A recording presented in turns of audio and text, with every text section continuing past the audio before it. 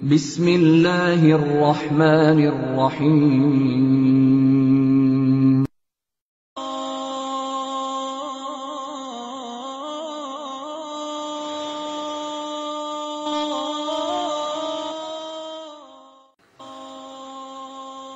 نحمده ونصلي ونسلم على رسوله الكريم اما بعد فاعوذ بالله من الشيطان الرجيم بسم الله الرحمن الرحيم ويل للذين يكتبون الكتاب بأيديهم ثم يقولون هذا من عند الله صدق الله العلي العظيم وصدق رسوله الكريم۔ میرے عزیز ساتھیو، ہماری اس ویڈیو کا موضوع انجیل برناباس کے حوالے سے مسیحی ساتھیوں کی جانب سے پیدا کی جانے والی چند غلط فہمیوں کا ازالہ ہے، جس میں محترم دوست پادری شفیق احمد صاحب نے اپنی ایک ویڈیو میں کچھ غلط بیانیاں بیان کی ہیں۔ ہماری اس ویڈیو کا مقصد ان اغلاط فاحشہ کی تصحیح اور ساتھیوں کو حقیقی سچائی سے متعارف کرانا ہے۔ پادری صاحب اپنی ویڈیو میں فرماتے ہیں، چرچ نے مقدس برناباس رسول کو کبھی قبول نہیں کیا تھا۔ نیز وہ یہ بھی فرماتے ہیں کہ برناباس کی انجیل ایک جعلی انجیل ہے، کیونکہ برناباس خود یسوع مسیح کے شاگرد نہ تھے بلکہ تابعی تھے، اور ان کا نام برناباس بھی نہ تھا بلکہ ان کا نام یوسف تھا۔ برناباس ان کا نام شاگردوں نے رکھا، لیکن انجیل برناباس میں یسوع براہ راست ان کو برناباس کہہ کے مخاطب کرتے ہیں، لہذا اس بنا پر یہ ایک جعلی انجیل ہے۔ ساتھیو، بات یہ ہے کہ جہاں تک پادری صاحب کی یہ بات ہے کہ چرچ نے مقدس برناباس رسول کو کبھی قبول نہیں کیا تھا، تو یہ بالکل غلط بات ہے، اور اس بات کی تقلید ہم سے پہلے اعمال کی کتاب کرتی ہے، جہاں پر لکھا ہے کہ شاگردوں نے برناباس کو قبول کر لیا تھا اور وہ ان کے ساتھ منادی کرنے میں بھی شریک رہے۔ ہاں، البتہ مقدس پولس کے بارے میں کہا جاتا ہے کہ ان کو چرچ نے کبھی قبول نہیں کیا تھا۔ مقدس پولس جو یسوع کے متعلق ایک مکاشفہ پیش کر رہے تھے، اس مکاشفے کو بھی شاگردوں نے کبھی قبول نہیں کیا، بلکہ وہ مقدس پولس کی کسی بات پہ اعتبار کرنے کو تیار نہیں تھے۔ یہ مقدس رسول برناباس ہی تھے جنہوں نے مقدس پولس کی شہادت دی، تب کہیں جا کے شاگردوں نے مقدس پولس کی بات پہ اعتبار کیا۔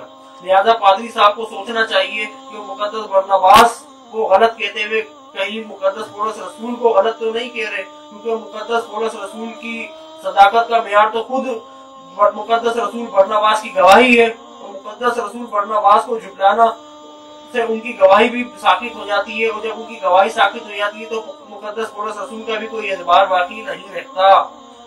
اسی طریقے سے پادری صاحب فرماتے ہیں کہ انجیل برناباس ایک جعلی انجیل ہے۔ یہ خیر پادری صاحب کی ذاتی رائے تو ہو سکتی ہے، لیکن تاریخ اس کے بالکل الگ ہی ایک حقیقت بیان کرتی ہے۔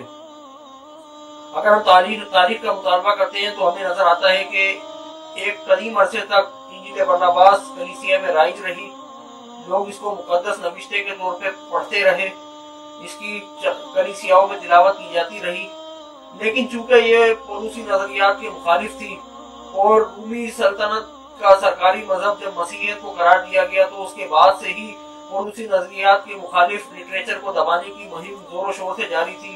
چنانچہ پولوسی نظریات کے مخالف اس انجیل کو 49ویں پوپ بلائسس نے ایک فرمان جاری کر کے ممنوع قرار دیا، اور یوں اس کتاب کو پڑھنا ممنوع قرار دیا گیا اور اس کو رکھنا ایک جرم ٹھہرا۔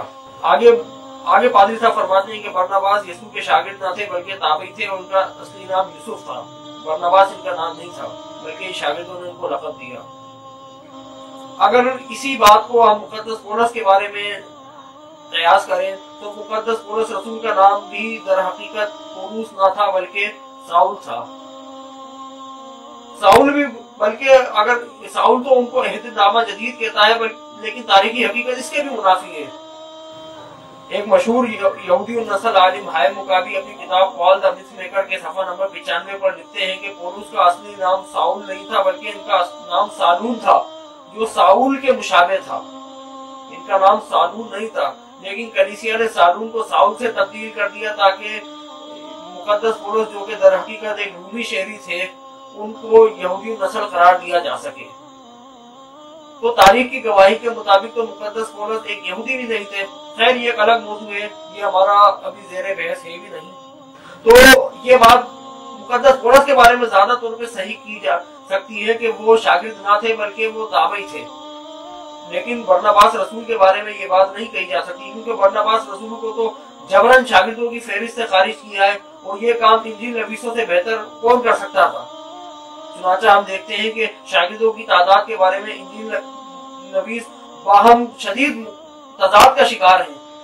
मरकज की इंजील बाब नंबर 3 फितरा नंबर 16 में शागिर्दों के नाम कुछ इस तरह से लिखे हैं: शमून पितरस, याकूब बिन जुब्दी, याकूब के भाई योहन्ना, इंदरियास, फिलिप्स, बर्तलमाई, मती और तोबा, याकूब और हल्फई, तदई, शमून केनानी और यहूदा अस्करियोती। लेकिन जब अब लूका की इंजील बाब नंबर 6 फिक्रा नंबर 12 ta 16 और अमाल की किताब फिक्रा नंबर 1 और अमाल की किताब बाब नंबर 1 फिक्रा नंबर 13 में जब हम शागिर्दों के नाम देखते हैं तो वहां पे तदई और शमून की जगह यहूदा बिन याकूब और शमून ज़ायलोट का जिक्र मिलता है। तो ये शागिर्दों की तादाद के शागिर्दों के अस्मा के बारे में इख्तिलाफ इस बात को जाहिर करता है कि मुकद्दस बरनबास रसूल को जबरदस्ती शागिर्दों की फहरिस्त से खारिज किया गया है और इनकी जगह 2 गुमनाम लोगों को शामिल कर दिया गया। तो मुकद्दस पौलुस रसूल तो अहदनामा जदीद पे गौर करने से साबित हो जाता है कि मुकद्दस बरनबास रसूल तो शागिर्दों की फहरिस्त में शामिल थे, जिसे इंजील नबीसों के बातिल कलम ने बतावत का शिकार करते हुए निकाल बाहर किया। आगे पादरी साहब फरमाते हैं कि पौलुस गैर अक़वाम के रसूल थे और गैर कलीसिया के बानी थे। नीज लोग पहली सदी में पौलुस रसूल की तहरीर को पहचानते थे। खैर ये बात तो पादरी साहब की ठीक है कि पौलुस रसूल गैर अक़वाम के रसूल थे और गैर कलीसिया के ही बानी थे, क्योंकि यीशु मसीह की कलीसिया तो यहूदी कलीसिया थी। वो यहूदियों के अलावा किसी को कलाम सुनाते भी नहीं थे और यही काम उनके बाद शागिर्द भी करते रहे। लेकिन चूंकि यहूदियों ने मुकद्दस पौलुस के मुशरिकाना अकायद को कबूल नहीं किया, तो उसके नतीजे में ही मुकद्दस पौलुस रसूल गैर अक़वाम की तरफ मुतवज्जा हो गए। जैसा कि वो अपने खत में भी लिखते हैं कि चूंकि तुम हमारी सुनते नहीं हो, इसलिए हम गैर अक़वाम की तरफ मुतवज्जा होते हैं। तो पादरी साहब की इस बात से तो इत्तेफाक करते हैं। लेकिन जहां तक ये बात है कि लोग पहली सदी में पौलुस की तहरीर पहचानते थे, तो ये बात बिल्कुल गलत है। लोग एक अरसा दराज तक मुकद्दस पौलुस रसूल की तहरीर के बारे में इख्तिलाफ का शिकार रहे, हत्ता कि ये तकरीबन 4वीं सदी ईस्वी तक ये जमाना पहुंचता है, जब तक कलीसियाएं इस बात पे मुत्तफिक नहीं थी कि आया कि पौलुस रसूल के खुतूत हैं या नहीं है। पहली सदी तो खैर बहुत पहले की बात है। दूसरी सदी में ही हम ये देख लेते हैं मुकद्दस ओरिजन जिनका मसीहियत में एक बहुत बड़ा अहम मकाम है, उनको सेंट का दर्जा दिया जाता है। वो जब अपनी मुस्तनद किताबों की फहरिस्त मुरतब करते हैं तो उसके अंदर मुकद्दस पौलुस के इब्रानियों के खत को शामिल नहीं करते। तो अगर वो इस खत को पहचानते तो फिर उन्होंने अपनी मुकद्दस फहरिस्त में इसको शामिल क्यों नहीं किया। इसके बरक्स मुकद्दस ओरिजन ने बरनबास रसूल का खत अपनी फहरिस्त में शामिल किए रखा है। इस बात का मैं आपको अभी हवाला भी देता हूँ। इसी तरह मोरातोरवी फहरिस्त है, उसमें भी मुकद्दस पौलुस के बहुत सारे खुतूत शामिल नहीं है। मार्कोनी ने पौलुस के पासबानी खुतूत को इब्रानियों समेत रद्द कर दिया था। हालांकि ये पहले शख्स है जिन्होंने अहदनामा जदीद की मुस्तनद फहरिस्त को मुरतब किया। ये इस वक्त मेरे हाथ में पाकिस्तान बाइबल सोसाइटी से शाया होने वाली मोतबी कलाम मुकद्दस है। ये दर हकीकत इस किताब को यूनाइटेड बाइबल सोसाइटी अमेरिका ने शाया किया है। ये दर हकीकत द डिस्कवर बाइबल नामी एक अंग्रेजी किताब का तर्जुमा है, जो कि सन 1918 में मुख्तलिफ सेमिनरीज में दिए जाने वाले मसीही स्कॉलर्स की जानिब से लेक्चरर्स का मजमूआ है।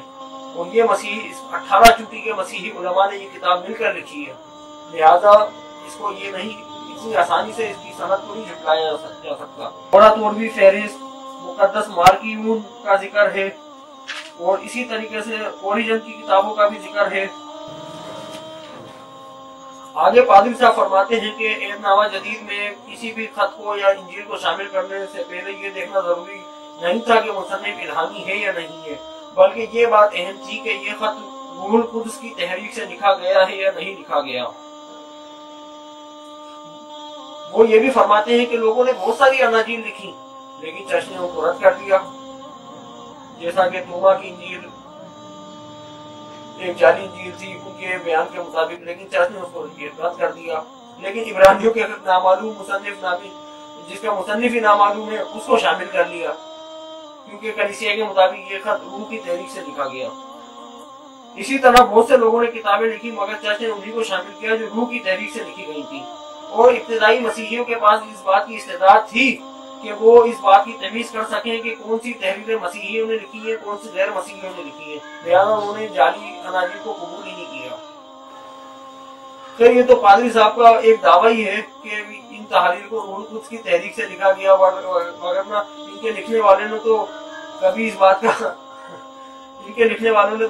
बात का इकरार ही नहीं किया कि ये तहरीर उन्होंने रूहुल कुद्स की तहरीक से लिखी गई है, बल्कि वो तो उन तहरीरों को पाक नविश्ते नहीं समझते थे।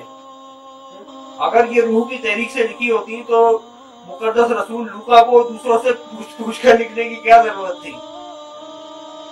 जब हम इसी मुअत्तद भी कलाम मुकद्दस नामी किताब में जब हम देखते हैं तो इसमें ये बात लिखी मिलती है कि इब्तिदाई मसीही इन तहरीरों को इल्हामी समझते ही नहीं थे।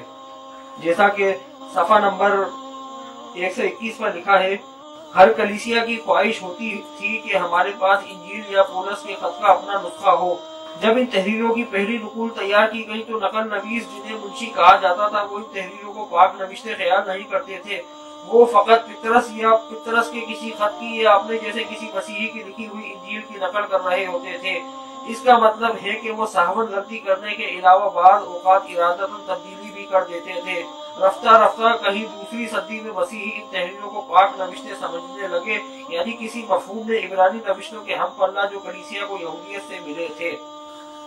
आगे इसी किताब के सफा नंबर 165 पे ये बात लिखी है कि लिखते वक्त उनके ख्वाब ख्याल में भी ना था कि जो कुछ हम लिख रहे हैं उसे वो मोतबरी और सनद हासिल है या कभी हासिल हो जाएगी, जो उन मुकद्दस मतून को हासिल है जो यहूदी इबादत खानों और इब्तिदाई मसीहियों के इज्तिमाआत या इबादतों में पढ़े जाते हैं। यह कहने में कोई खिदशा नहीं कि सिवाय मुकाशफा के नए अहदनामे में कहीं कोई ऐसा इशारा नहीं मिलता कि मुसन्निफों को यकीन था कि जो कुछ हम लिख रहे हैं वो मुकद्दस साहिब का हिस्सा बन जाएगा। आगे चल के सफा नंबर 176 पे मजीद लिखते हैं, चौथी सदी में जाकर ऐसा हुआ कि मुस्तनद फहरिस्त की तारीफ और तरतीब के बारे में कौंसलों ने फैसले किए। शुरू में कौंसलें सिर्फ मकामी इलाकाई सतह पर मुनक्कद होती थी। कहीं बाद में जाकर ऐसा हुआ कि ऐसे मामला को मजमूई या अक़वामी कौंसलों ने अपने हाथों में लिया। चौथी सदी में उसके बाद कौंसलों ने उन किताबों की फहरिस्त शाया की जो नए अहकाम में शामिल थी। बाज़ किताबें जो मुश्तबा समझी जाती थी बिलाखिर मुस्तनद फहरिस्त में शामिल कर ली गई, बाकी किताबों को हमेशा के लिए खारिज रखा गया। बाज़ औक़ात किसी इलाके की मजहबी सूरत हाल आखिरी हातमी फैसले का तयन करती थी कि फला किताब को कबूल किया जाए या ना किया जाए। मिसाल के तौर पर मशरिकी कलीसिया में यूहन्ना के मुकाशफे को काफी अरसे के बाद कबूल किया गया। इसके अलावा इस बात में शक पाया जाता था और अब तक पाया जाता है कि इब्रानियों के खत का मुसन्निफ पौलुस है या नहीं। तो पादरी साहब जो बयान फरमा रहे हैं कि मसीह बनद अहम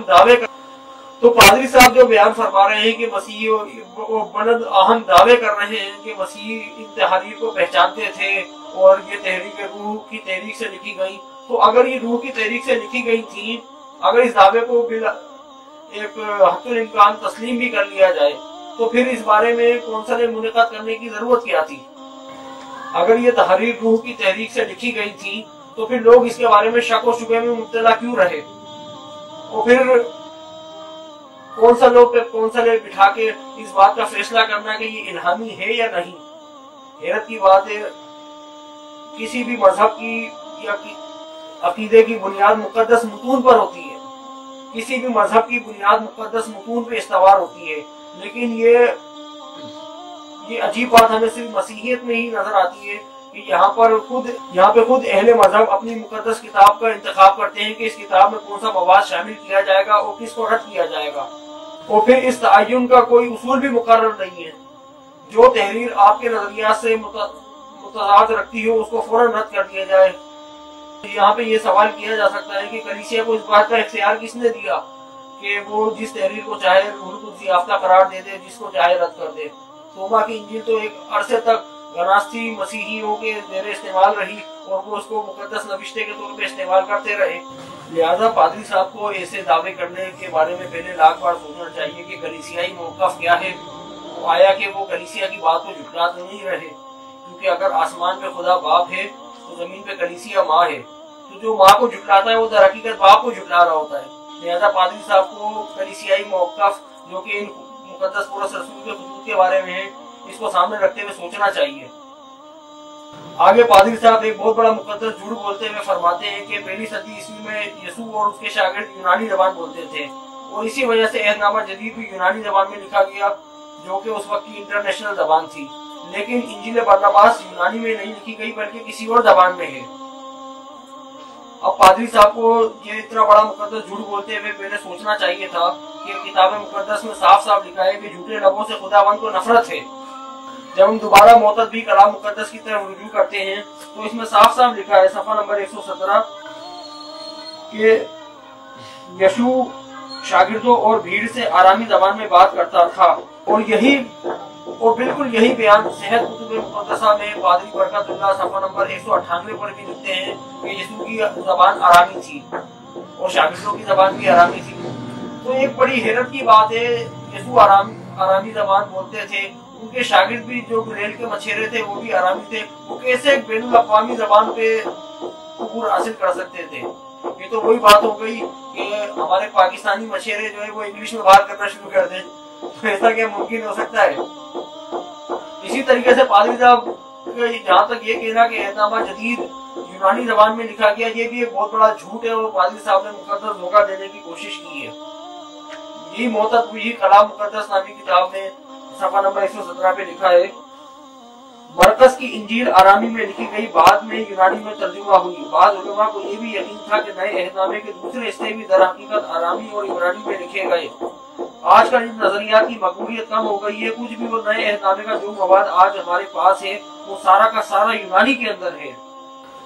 تو پادری صاحب کے بیان کو تو مادر کلیسیا نے رد کر دیا کہ یہ جتنے بھی عہد نامہ جدید کا لٹریچر ہے یہ سارا کا سارا آرامی اور عبرانی سے ہی تعلق رکھتا تھا، بعد ازاں اس کا یونانی میں ترجمہ ہوا اور پھر یونانی روشتوں کو ہی یونانی روشتوں کے طور پہ مربش کر دیا جو کہ در حقیقت ترجمہ تھے۔ معتدوی کلام مقدس میں یہ بھی لکھا ہے اگلے صفحے پر کہ مسیحیت شروع سے ہی ایسا واحد مذہب رہا ہے جس نے اپنے ایمانداروں کو مقدس نوشتوں کے ترجمے الہام کے طور پہ دیے ہیں۔ یہ بات اس میں ملاحظہ کی جا سکتی ہے۔ عہد نامہ جدید کے آرامی زبان میں لکھے جانے کے متعلق فقط پاکستان بائبل سوسائٹی سے شائع کردہ یہ معتدوی کلام مقدس میں ہی اس بات کی گواہی موجود نہیں ہے، بلکہ آج سے 60 سال پہلے پادری برکت اللہ اپنی کتاب صحت کتب مقدسہ میں بھی اس بات کا اقرار کر چکے ہیں کہ متی کی انجیل بھی آرامی زبان میں لکھی گئی، صحت کتب مقدسہ صفحہ نمبر 146 پر۔ اس کے علاوہ چونکہ عہد نامہ جدید ابتداءً لکھا ہی آرامی زبان میں گیا تھا، لہذا برناباس کی انجیل کو بھی آرامی زبان میں لکھا گیا۔ چنانچہ 1984 میں برناباس کی انجیل کا ایک نسخہ ترکی میں دریافت ہو چکا ہے اور اس بارے میں مقدس گوگل سے ٹھیک دریافت کیا جا سکتا ہے۔ پادری صاحب مزید فرماتے ہیں کہ برناباس کا خط جو مسیحیت کے پاس موجود ہے وہ ایک فیک ڈاکومنٹ ہے، یعنی جعلی خط ہے، اور اسی طرح برناباس کی انجیل بھی مسیحیت کے پاس موجود ہے، یہ بھی ایک فیک ڈاکومنٹ ہے اور غالباً 16ویں صدی عیسوی میں لکھی گئی۔ اب جہاں تک برناباس کے خط کی بات ہے تو برناباس کا خط تو جیسے ہم ذکر کر چکے ہیں کہ برناباس کا خط تو مقدس اوریجن نے اپنی مستند فہرست میں شامل کر رکھا تھا، اور اس بات کی شہادت معتد بھی کلام مقدس نامی کتاب جو عالم مسیحیت کی معتبر کتاب ہے اس میں بھی اس بات کی گواہی موجود ہے۔ اور پادری برکت اللہ اپنی کتاب صحت کتب مقدسہ کے صفحہ نمبر 174 پر ذکر کرتے ہیں کہ بائبل کا جو کوڈیکس سینائی ہے اس میں بھی برناباس کا خط موجود ہے۔ تو پھر پادری صاحب کیسے یہ بات کہہ سکتے ہیں کہ برناباس کا خط ایک جعلی ڈاکومنٹ ہے؟ پادری صاحب کا یہ بات کہنا خود ایک جھوٹا دعویٰ اور ایک جھوٹا بیان ہے جس کے بارے میں کلام مقدس کہتا ہے کہ جھوٹے لبوں سے خداوند کو نفرت ہے، انسان 12:22۔ پادری صاحب آگے فرماتے ہیں کہ انجیل برناباس 16ویں صدی عیسوی میں لکھی گئی، یہ اطالوی اور ہسپانوی زبان میں 2 اس کے نسخے دستیاب ہیں۔ 16ویں صدی عیسوی سے قبل اس کو کوئی جانتا بھی نہیں تھا، اور مزید فرماتے ہیں کہ یہ انجیل کسی مسلمان شیخ نے या किसी अरब मुसलमान ने किसी क्रिश्चियन फादर को पैसे देके ये इंजील लिखवाई। अब खैर ये तो पादरी साहब की एक अपना मफरूजा है जिसके ऊपर वो ये बात कहने के एक उन्होंने पर बनाया, अभी पर से जो कौवा बनाया, अभी कौवा बना के उड़ा भी दिया। जबकि हकीकत ये है, हम इसका तारीखी जायजा लें तो आमाल की किताब बाब नंबर 15 फिक्रा नंबर 39 से में जिक्र मिलता है कि बरनबास और पौलुस रसूल की तकरार हुई और उसके बाद वो दोनों एक दूसरे से अलग हो गए। मुकद्दस रसूल बरनबास ने अपनी इंजील इस अलहदगी के बाद लिखी जिसका जमाना तसनीफ 51 ईस्वी बताया जाता है। जब हम कुरिन्थियों का पहला खत बाब नंबर 9 फिक्रा नंबर 6 देखते हैं तो उसके मुताबिक हमें ये सबूत मिलता है कि मुकद्दस रसूल बरनबास उस वक्त तक जिंदा थे। पहला कुरिन्थियों का खत 56 ईस्वी में लिखा गया, यानी 56 ईस्वी तक मुकद्दस रसूल बरनबास मौजूद थे। न्यू एज इंसाइक्लोपीडिया के मुताबिक बरनबास रसूल की वफात 61 ईस्वी में हुई। और जैसा कि हम जब कुलसियों का खत देखते हैं, कुलसियों का खत बाब नंबर 4 फिक्रा नंबर 10 में जो पौलुस रसूल बरनबास के मुताबिक बयान देते हैं तो उससे जाहिर होता है कि उस वक्त तक मुकद्दस रसूल बरनबास की वफात हो चुकी थी। न्यू कैथोलिक इंसाइक्लोपीडिया के मुताबिक 488 ईस्वी में बरनबास रसूल की लाश दरियाफ्त हुई और उस लाश के साथ ही उनके सीने पे मत्ती की इंजील का लिखा हुआ नुस्खा भी दरियाफ्त हुआ, जिसे कुस्तुंतनिया भेज दिया गया जो उस वक्त मसीह दुनिया का मरकज था और वहां पे इसको शाही लाइब्रेरी में दाखिल कर लिया गया। अब ये बात बड़ी मज़ा का खेज है, मसीह दुनिया ने एक सच्चाई का तो एतराफ कर दिया लेकिन उस सच्चाई पे धूल उड़ाने की का कोई मौका हाथ से जाने नहीं दिया। वो बात इस तरह से कि मुकद्दस मत्ती की इंजील कैथोलिक बाइबल के तारुफी नोट के मुताबिक 80 से 90 ईस्वी के दरमियान लिखी गई, जबकि बरनबास रसूल की वफात 61 ईस्वी में हुई। तो फिर ये कैसे मुमकिन है कि 30 साल बाद लिखी जाने वाली इंजील का नुस्खा बरनबास रसूल अपने साथ लेके कब्र में चले जाएं? बात दरअसल ये है कि वो इंजील कोई मत्ती की इंजील नहीं बल्कि खुद बरनबास रसूल के हाथ की लिखी हुई इंजील थी। और जरा से भी तफक्कुर कलील से ये बात वाज़ेह हो जाती है कि वो इंजील बरनबास की इंजील थी जिसे उन्होंने अपने साथ ही कब्र में अपने साथ दफन होने की वसीयत की थी। अब जब हम चारों अनाजील अरबा का मुताला करते हैं तो उससे हमें ये बात जब हम चारों अनाजील की तारीख तस्नीफ की तहकीक करते हैं तो उससे हमें ये बात आया होती है कि तकरीबन तमाम अनाजील का जब हम चारों अनाजील की तारीख तस्नीफ देखते हैं तो उससे हमें पता चलता है कि चारों अनाजील पहली सदी ईस्वी के आखिर में और दूसरी सदी ईस्वी के शुरू में लिखी गई, यानी सारी अनाजील हेकल की तबाही के बाद वजूद में आई, जबकि मुकद्दस बरनबास की इंजील उस हेकल की तबाही से पहले ही वजूद में आ चुकी थी। और नीज हेकल की तबाही होने से पहले ये मुकद्दस बरनबास की इंजील का नुस्खा खुद उनके साथ उनकी कब्र में भी दफन हो गया था, और कब्र में दफन हो गया तो गोया उनके साथ वो महफूज हो गया, हवादिस जमाना से वो नुस्खा बचा रहा। अब जब हम गुलतियों का खत मुलाहिजा करते हैं तो मुकद्दस पौलुस वहाँ पे लिखते हैं, अगर आसमान का कोई फरिश्ता भी उस खुशखबरी के सिवा जो हमने तुम्हें सुनाई है कोई और खुशखबरी सुनाए तो वो खुदा की तरफ से मलऊन हो। गिलतियों का खत बाब नंबर 1 फिक्रा नंबर 8। अब चारों अनाजील तो 90 ईस्वी में या 80 ईस्वी में लिखी गई हेकल की तबाही के बाद, जबकि मुकद्दस पौलुस का खत गिलतियों का जो खत है वो हेकल की तबाही से भी बहुत पहले लिखा गया। तो फिर मुकद्दस पौलुस किस इंजील सुनाने वाले को मलऊन करार दे रहे हैं? उस वक्त तो चारों अनाजील में से कोई इंजील मौजूद ही नहीं थी, तो फिर वो कौन सी इंजील थी जिसके सुनने वालों को मुकद्दस पौलुस मलऊन करार दे रहे? वो यकीनन मुकद्दस बरनबास रसूल ही की इंजील थी जिसकी बुनियादी वो कर रहे थे। मुकद्दस पौलुस से जब उन्होंने अलहदगी इख्तियार कर ली थी तो उसके बाद फिर उन्होंने अपनी इंजील लिखी और उस इंजील की बुनियादी शुरू की। और जाहिर सी बात है उनकी इंजील मुकद्दस पौलुस के नजरियात से बिल्कुल मुतजाद थी। इसी वजह से मुकद्दस पौलुस रसूल ने अपने मुत्तबईन को और उस वक्त के मसीहियों को इस बात से वार्न किया कि जो भी उस इंजील को सुनेगा उसमें खुदा की तरफ से लानत होगी। तो इस इंजील तो मुकद्दस मुकद्दस बरनबास रसूल की इंजील का सबूत तो हमें हेकल की तबाही से पहले ही मिल जाता है, तो फिर ये बात कैसे कही जा सकती है कि इस इंजील को 16वीं सदी में लिखा गया, वो भी किसी मुसलमान ने लिखा? बड़ी हैरत की बात है। इस इंजील को मसीहियों ने दरियाफ्त किया, दुनिया को इस इंजील से मुतारफ कराया तो मसीहियों ने कराया। इस इंजील को शाया करने वाले भी मसीही हैं, इसका तर्जुमा करने वाले भी मसीही हैं, और उसके बावजूद इल्जाम हम पे कि इस इंजील को मुसलमानों ने लिखा और शाया कराया। कितनी अजीब बात है। मुसलमान तो इस इंजील को जानते तक नहीं थे। जैसे कि पादरी साहब ने खुद अपने लेक्चर में फरमाया कि नबी अलैहिस्सलाम इस इंजील से वाकिफ नहीं थे, खुलफाए राशिदीन इस इंजील से वाकिफ नहीं थे, माबाद आने वाले मुसलमान इस इंजील से वाकिफ नहीं थे। बिल्कुल ठीक किया उन्होंने, बल्कि इस इंजील से तो मुसलमानों की वाकफियत ही जॉर्ज सेल के जमाने में पैदा हुई, जब जॉर्ज सेल ने अपने कुरान मजीद के तर्जुमे के तारुफ में जब जॉर्ज सेल ने अपने कुरान मजीद के मुकदमे के अंदर इस इंजील का जिक्र किया, तो मुस्लिम दुनिया को उस वक्त इंजील बरनबास से वाकिफ थी। उससे पहले तो मुसलमान इंजील बरनबास के नाम तक से वाकिफ नहीं थे। तो भी पादरी साहब कैसे कह सकते हैं कि इस इंजील को किसी मुसलमान ने लिखवाया, वो भी किसी क्रिश्चियन फादर को देके? अगर इस मफरूज़े को मान भी लीजिए जाए तो फिर भी इंजील लिखने वाला तो एक मसीही हुआ ना, मुसलमानों से उसका क्या वास्ता?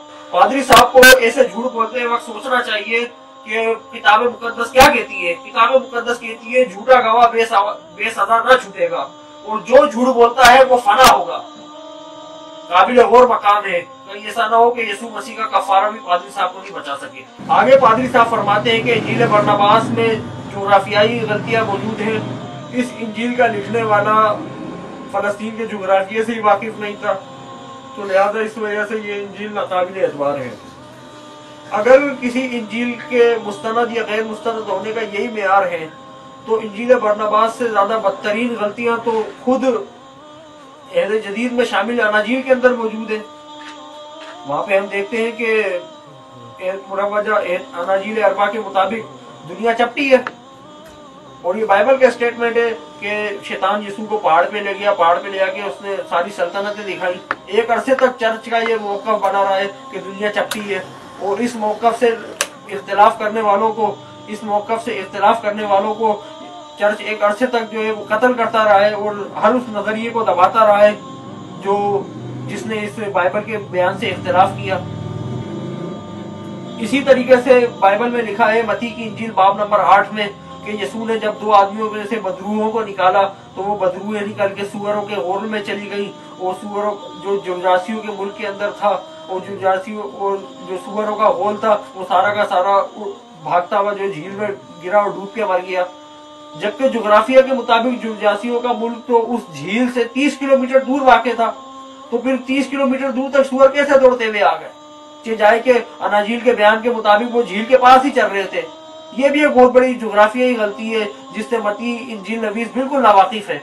तो सबसे पहले पादरी साहब को तो इस मत्ती की इंजील का रद्द करना चाहिए।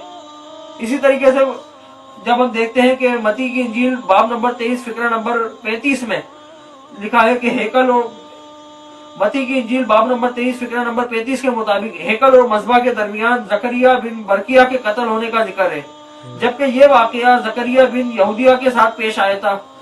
अखबार सानी बाब नंबर 24 फिक्रा नंबर 21। यानी मत्ती को यही नहीं मालूम था कि ये कत्ल किस जकरिया ने किया है।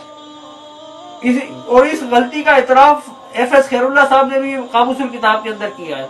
पादरी साहब इस चीज को देख सकते हैं कि उनके बड़ों को इस मकाम पर किस मुश्किल का सामना करना पड़ा, बिलाखिर उन्हें सच्चाई का इतराफ करना ही पड़ गया।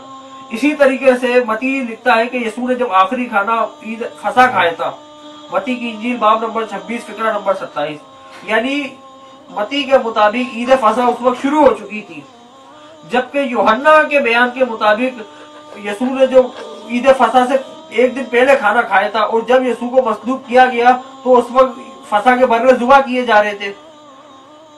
मुतालाती किताब मुकद्दस मुतालाती इशात के हाशिए में ये बात वाज़ेह तौर पे लिखी हुई है कि जब यीशु को जुबा किया, यीशु मसलूब हुए तो उस वक्त फसा के बर्रे जुबा किए जा रहे थे। तो फसा उस वक्त वाकई नहीं हुई है, और इंजील नवीस ने यीशु को मत्ती इंजील नवीस ने यीशु को फसा खिला भी दी, जबकि दूसरे इंजील नवीस के मुताबिक वो अभी फसा के बर्रे ही जुबा हो रहे थे। तो انجیل کے اندر اس قدر تاریخی اور جغرافیائی غلطی اس قدر موجود ہے، اس بارے میں پادری صاحب کیا فرمائیں گے؟ ایک اور غلطی ہے کہ انجیل نبی سے بیان کہتا ہے کہ ہیکل جب یسوع کو صلیب ہوئی تو ہیکل کا پردہ پھٹ گیا اور زمین لرز گئی اور وہ مردے نکل کے آ گئے۔ تاریخی اعتبار سے تو ان واقعات کا کوئی اعتبار نہیں ہے، تاریخ ان سارے واقعات کی نفی کرتی ہے، بلکہ تاریخ سے بڑھ کر سائنس نفی کرتی ہے۔ جیسے پادری صاحب نے ایک واقعہ سنایا کہ وہ جبریل نے جو ہے وہ مٹی نکال کے پھینک دی تو وہاں پہ ناؤ بن گئی، تو اگر وہ سائنٹیفک غلطی ہے تو یہ سائنٹیفک غلطی کیوں نہیں ہے؟ اسی طریقے سے متی کی انجیل باب نمبر 27 فقرہ نمبر 45 اور لوکا باب نمبر 23 فقرہ نمبر 43 میں 12 بجے سے لے کر 3 بجے تک سورج گرہن لگ جانے کا ذکر آتا ہے، جبکہ علم فلکیات 22 عیسوی سے 40 عیسوی کے درمیان اتنی طویل مدت کے مکمل سورج گرہن کی تصدیق کرتا ہی نہیں ہے۔ تو علم فلکیات کے مطابق جب یہ سورج گرہن واقعی نہیں ہوا تو ظاہر سی بات ہے پھر انجیل نبیس تو جھوٹے ہو گئے۔ تو یہ اتنی بڑی سائنٹیفک غلطی کے باوجود یہ اناجیل کیسے الہامی ہو گئی اور کیسے پادری صاحب کی نظر میں مستند ہو گئی؟ یسوع نے تو فرمایا تھا جس پیمانے سے تم تولو گے اسی پیمانے سے تمہارے لیے تولا جائے گا۔ تو یسوع کے قول کے مطابق پادری صاحب جس پیمانے سے انجیل برناباس کو تول رہے ہیں اسی پیمانے سے اناجیل اربعہ کو تول لیں، ہمیں کوئی اعتراض نہیں ہے۔ اس طرح کے اور بھی بہت سارے تاریخی اور جغرافیائی اور سائنٹیفک غلطیاں موجود ہیں۔ ڈاکٹر موریس بکائے نے اپنی کتاب قرآن، بائبل اور سائنس میں بائبل کی سائنسی غلطیوں کے اوپر تفصیل سے لکھا ہے، وہاں سے ملاحظہ کیا جا سکتا ہے۔ اس کے علاوہ میں خود ایک اپنی کتاب لکھ رہا ہوں اسی موضوع پر، جس میں بائبل کی جغرافیائی اور تاریخی غلطیوں کا صرف عہد جدید کی غلطیوں کا ذکر کیا جائے گا۔ اسی طریقے سے پادری صاحب انجیل برناباس پہ اعتراض کرتے ہوئے فرماتے ہیں کہ برناباس لکھتا ہے کہ مارتھا اور لازر جاگیردار تھے، جبکہ ایسا ہو ہی نہیں سکتا تھا کیونکہ یہودی تو اس وقت محکوم قوم تھی اور رومی جو ہے ان کے حکمران تھے، تو لہذا برناباس کے مصنف کا یہ دعویٰ غلط ہے۔ پادری صاحب کا یہ کہنا دراصل خود عہد جدید سے ان کی ناواقفیت کا ثبوت ہے۔ اگر عہد جدید ملاحظہ کریں تو وہاں پہ یوسف ارمتیائی کا ذکر ملتا ہے متی کی انجیل باب نمبر 27 فقرہ نمبر 57 میں، جہاں پہ وہ یسوع کی لاش لینے کے لیے حکمران کے پاس آتا ہے۔ اب یوسف ارمتیائی اتنا بڑا جاگیردار تھا کہ اس نے باقاعدہ اپنا ایک قبرستان بنا رکھا تھا، اور یہ قبرستان بنانا ایک عام یہودی کے بس کی بات نہیں ہوتی تھی، بلکہ اس وقت کے جاگیردار ہی اپنا خود کا ذاتی قبرستان بنایا کرتے تھے۔ تو پھر اگر اس وقت یہودی محکوم قوم تھے تو یوسف ارمتیائی کے پاس اتنی بڑی جاگیر کیسے آ گئی؟ دوسری بات، اناجیل کے اندر ہی لکھا ہے کہ ایک عورت عطر لے کر آئی اور اس نے یسوع کے سر پہ بیش قیمت عطر ڈالا۔ اناجیل کے بیان کے مطابق اس عطر کی قیمت 300 درہم سے زیادہ تھی۔ تو ایک معمولی عورت کے پاس 300 درہم کا عطر موجود تھا جو اس قدر قیمتی تھا، یہ یہودی بالکل غربت میں زندگی گزار رہے تھے۔ اگر انجیل برناباس، اگر پادری صاحب کے مطابق مارتھا اور لازر کے جاگیردار ہونے کا جو انجیل برناباس کا مصنف دعویٰ کرتا ہے اور اس دعوے کی وجہ سے انجیل برناباس غیر مستند ہے، تو پھر اناجیل اربعہ کے متعلق کیا خیال ہے؟ وہ بھی تو یہودیوں کو جاگیردار کے روپ میں پیش کرتی ہیں۔ اسی طریقے سے پادری صاحب فرماتے ہیں کہ یہودیوں کے پاس 6 لاکھ جنگجو تھے اور رومیوں کے پاس 3 لاکھ فوج تھی۔ خیر اس بیان کا تو انہوں نے حوالہ نہیں دیا، لیکن یہ میں عرض کرتا چلوں کہ یہودیوں کے پاس جنگجوؤں کی کمی بھی نہیں تھی، جیسا کہ انجیل نویس باور کراتے ہیں کہ اس وقت فلسطین کا علاقہ بڑا پرامن علاقہ تھا، شیر اور بکری ایک گھاٹ پہ پانی پیا کرتے تھے، ہر وقت چین کی بانسریاں بجری ہوتی تھی، ایسا کچھ بھی نہیں ہے۔ اس وقت یہودیوں کی حریت کی تحریک زوروں پر تھی۔ یسوع کی تحریک خود ایک سیاسی تحریک تھی۔ جب اسم نویسی کا واقعہ جب ہم دیکھتے ہیں تو اسم نویسی کے دنوں میں یہودا گلیلی نے فساد کیا اتنا بڑا، ہزاروں یہودی اس کے ساتھ تھے جو یہودیوں سے لڑتے ہوئے مارے گئے۔ اسی طریقے سے یسوع کے ساتھیوں میں خود یہودا اسکریوتی ایسے اسکریوت تنظیم سے تعلق رکھنے والے حریت پسند موجود تھے۔ خیر یہ ایک الگ موضوع ہے، اس بارے میں بھی کبھی آپ سے بات کروں گا۔ اسی طریقے سے اعمال کی کتاب کے اندر ہمیں تھیوداس کا ذکر ملتا ہے، یہ بھی ایک یہودی باغی تھا، اس کے ساتھ بھی جو ہزاروں یہودیوں کی ہمدردیاں تھی، یہ بھی اس نے بھی رومیوں سے بغاوت کی، بالآخر یہ بھی رومیوں سے لڑتا ہوا مارا گیا۔ خود عہد جدید کے اندر برابا یسوع کا ذکر ملتا ہے جو یسوع کے ساتھ مصلوب ہونے جا رہا تھا، جسے انجیل نبیسوں کے مطابق حکمران نے چھوڑ دیا۔ یہ بھی ایک تاریخی غلطی ہے، اس میں خیر پھر کبھی بات ہوگی۔ تو برابا یہ ڈاکو کون تھا؟ ڈاکو کی اصطلاح دراصل باغی کے لیے استعمال کی جاتی تھی، یہ حکومت کا باغی تھا۔ اور اس کے پیچھے بھی بہت بڑے اس کے ساتھی تھے جو اس کے ساتھ جو رومی حکومت کی لڑنے میں مصروف تھے، یہ ان میں سے گرفتار ہو گیا۔ تو بہرحال عرض کرنے کا مقصد یہ ہے کہ یہودیوں کے پاس بہت بڑی تعداد تھی جو رومیوں سے لڑنے کے لیے ہر وقت تیار رہتی تھی۔ اب اگر انجیل برناباس کے مصنف نے اس کو اگر 6 لاکھ کا بیان دے دیا تو ایک مبالغہ آرائی تو ہو سکتی ہے، لیکن حقیقت سے فرار نہیں ہو سکتا، جیسا کہ مروجہ اناجیل اربع کے مصنفوں نے بالکل حقیقت سے کبوتر کی طرح آنکھیں بند کر کے اناجیل لکھی ہے کہ یہودیہ کا علاقہ جو تھا اس وقت فلسطین کا علاقہ بالکل پرامن علاقہ تھا، ایسا کچھ بھی نہیں تھا۔ تاریخ پڑھنے والے کو یہ بات اچھی طریقے سے پتا ہے کہ اس وقت فلسطین کے کیا حالات تھے۔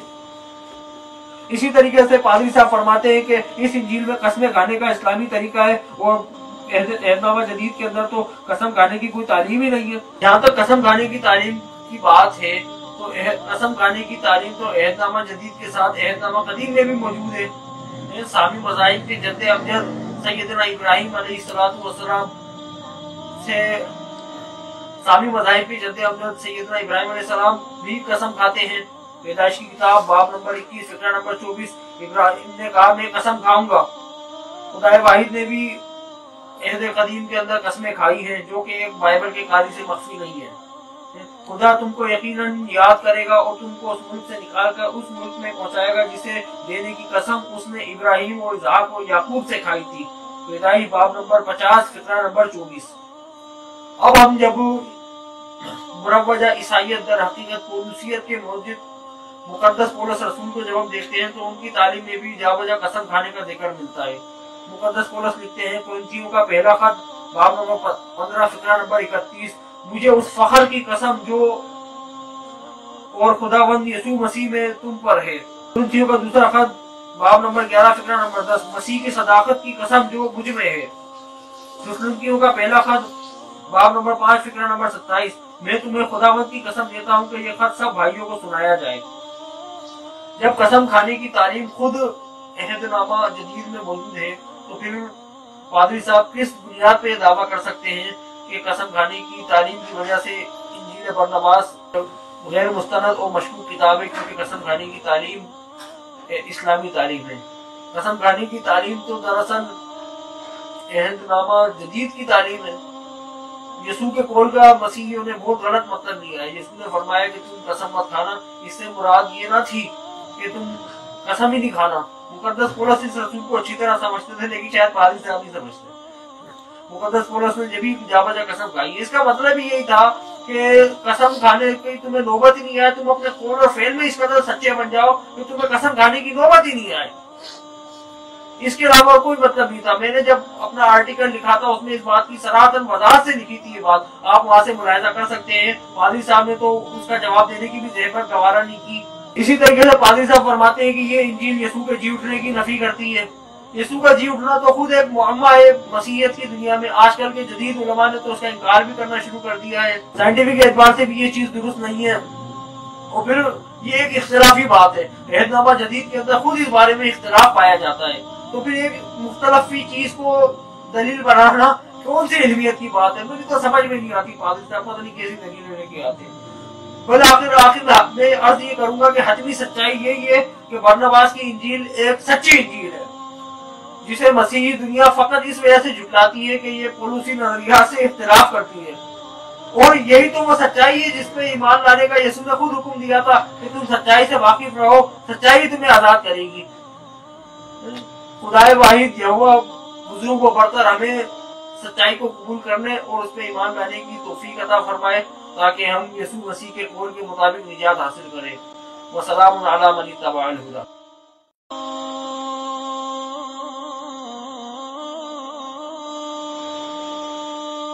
Oh